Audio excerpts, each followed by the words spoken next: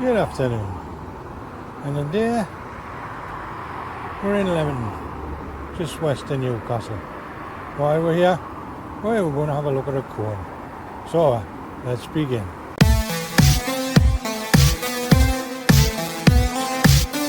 This isn't just a tower, it's a survivor. A 30-foot tall, 228-year-old giant made from nearly 2 million bricks. It has outlasted its creators, the industry it was built to serve. The three identical siblings torn down more than a century ago, it stands close to the banks of the River Tyne, just west of Newcastle. A silent brick behemoth in a modern world of steel and glass. For over 2 centuries it faced down storms, industrial collapse and the constant threat of demolition that claimed everything around it. So what's its secret? How is this relic of the industrial age, one of only 4 of its kind left in the entire UK, managed to survive? Why is this tower still standing? The answer is an incredible story of revolutionary engineering, a lost industry and a modern-day fight for survival. To figure out how this tower has survived, we have to go back to when it was born, in the late 18th century. This was the dawn of the Industrial Revolution, a time of explosive change that would completely remake the world, and one of the most important materials fueled it all was glass, specifically flat glass for the windows of countless new factories and homes. The demand was absolutely insatiable. The demand was absolutely insane. But there was a problem. Making big, clear panels of glass was incredibly difficult and required immense, sustained heat that old-school furnaces just couldn't deliver. This is where our story kicks off. In 1787, the Northumberland Glass Company set up shop on the perfect patch of land in Lemington, just west of Newcastle. For an industrialist, the location was a dream. It was right next to a wagonway, giving it non-stop supply of coal for the furnaces. It also sat on the banks of the River Tyne before it was rerouted. A vital highway for shipping, bringing the raw materials like sand and alkali and exported to finishing glass across Britain and beyond. The company built 4 massive structures for their glass making, but these weren't just buildings, they were giant brick machines. They were glass cones, a revolutionary design engineered specifically to solve the heat problem. The very cone, the last one standing, was built in 1797. It was the largest of the 4, a beast of a brick and mortar that was absolutely cutting edge of technology. It was inside this massive cone that the real magic and a whole lot of fire would happen. So what made a giant brick cone at the peak of 18th century tech? In a word, airflow. The unique conical shape isn't for looks, it's a masterclass in physics. Basically, the entire structure works like a colossal chimney. At the base of this 130-foot tower sat the main furnace, a roaring fort of fire where sand and other materials melted in huge clear pots, lit at crazy temperatures needed for clear, workable glass. We're talking well over 1,000 degrees Celsius. The furnace needed a constant, powerful draft of air fanning the flame. The cone shape created this effect automatically. As all the heat from the furnace rises, it funneled up the narrowing chimney. This created a powerful updraft, a scientific phenomenon known as refractory. This updraft took huge amounts of pressure in through the large orifices at the base, feeding the fire and making it even hotter. It's a self-sustaining ventilation system, turning the whole building into an engine for one purpose, getting the furnace as hot as humanly possible with coal. The scale is just staggering.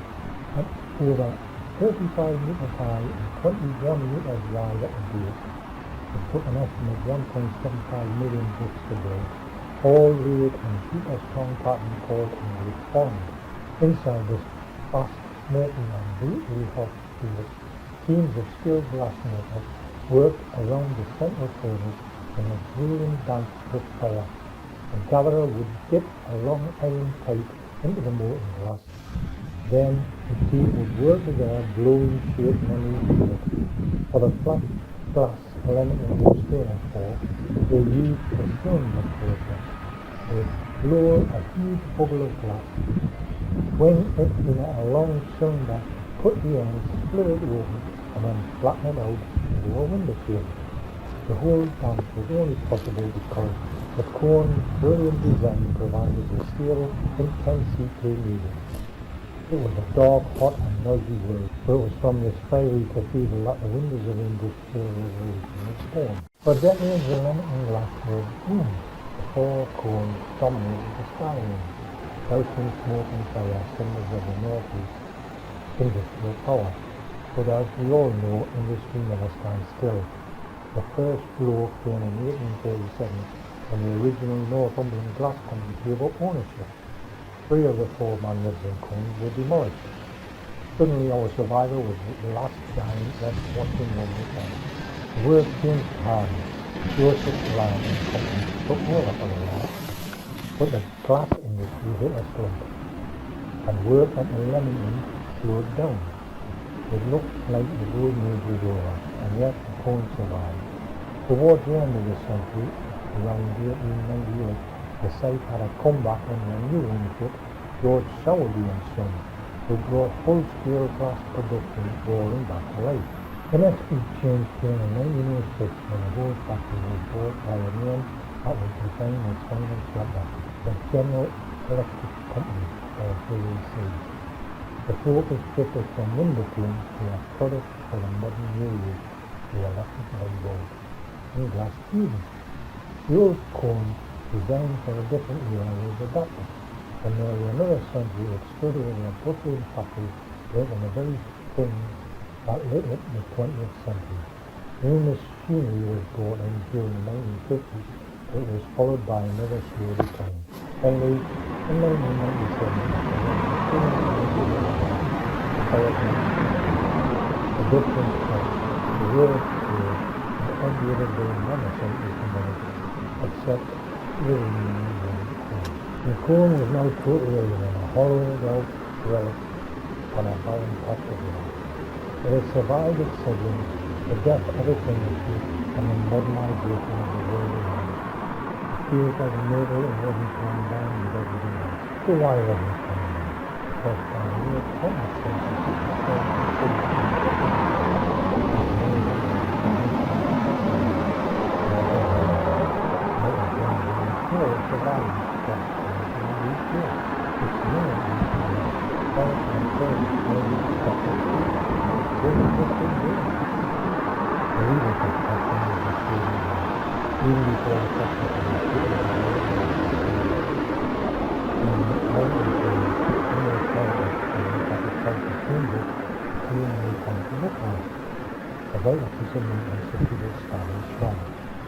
But the preservation isn't just about stopping a wrecking ball, it's about finding a new purpose. For years the cone stood empty, a landmark without a job. This solution was something called adaptive reuse. Giving an old building a brand new job, the vast, unique space inside was repurposed, becoming a showroom for a stove company and even a Land Rover dealership for a time. This integrated a piece of industrial history right into the modern economy. Most recently, in 2023, the whole site was bought by a Mandale Group, a developer dedicated to preserving it. This was done even more careful restoration, removing damaging plants and repointing the old brick with some special lime mortar to match the original. This carefully work ensures the building is honestly repaired and secure for its future. A cone over 200-year-old is shaping the geniuses of the future. Who knew? So we'll come back to the original question. Why is this tower still here? The secret isn't just one thing, it's a mix of brilliant, timeless engineering and some seriously good timing. It stands because its conical design was so perfectly engineered for the Industrial Revolution and masterclass in harnessing heat and air. It stands because it was built tough, with almost 2 million bricks locked together in a shape that has proven incredibly resilient.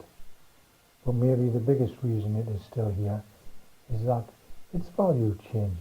It survived long enough to transform from industrial workhorse into a priceless historical artifact. It outlasted its original job to become a symbol of North East's proud manufacturing heritage and a tangible link to our past. One of the last of its kind, the Lemington Glass Cone is more than just an old tower. It's a classroom, a museum, a monument, all in one. Its survival is a shout out to the people who fought to protect it, proving that even as we build the future, it is essential to keep the powerful reminders of our past standing tall. I hope you enjoyed that little video. It's only a little short one, but if you did enjoy the video, don't forget to hit that subscribe button, give this video a thumbs up, hit that notification bell if you want to see future videos, and we'll see you in the next video.